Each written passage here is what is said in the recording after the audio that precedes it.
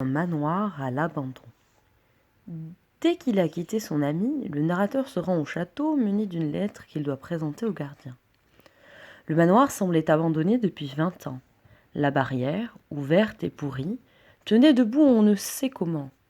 L'herbe emplissait les allées, on ne distinguait plus les plates-bandes du gazon.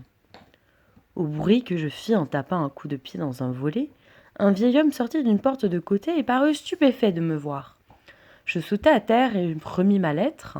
Il la lut, la relut, la retourna, me considérant en dessous, mit le papier dans sa poche et prononça « Eh bien, qu'est-ce que vous désirez ?»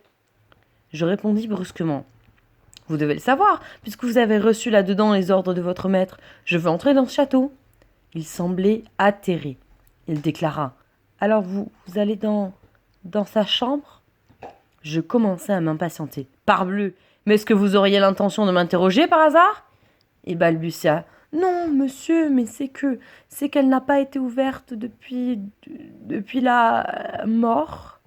Si vous voulez m'attendre 5 minutes, je vais aller voir si... » Je l'interrompis avec colère. « Ah, ça, voyons, vous fichez-vous de moi?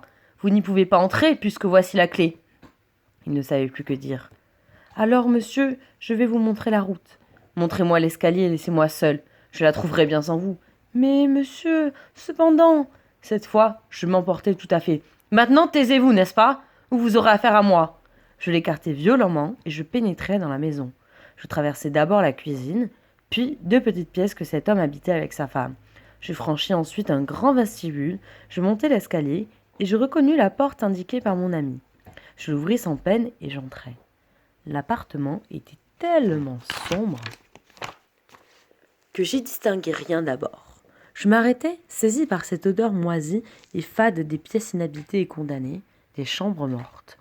Puis, peu à peu, mes yeux s'habituèrent à l'obscurité, et je vis assez nettement une grande pièce en désordre, avec un lit sans drap, mais gardant ses matelas et ses oreillers, dont l'un portait l'empreinte profonde d'un coude ou d'une tête, comme si on venait de se poser dessus. Les sièges semblaient en déroute. Je remarquai qu'une porte, celle d'une armoire sans doute, était demeurée entr'ouverte.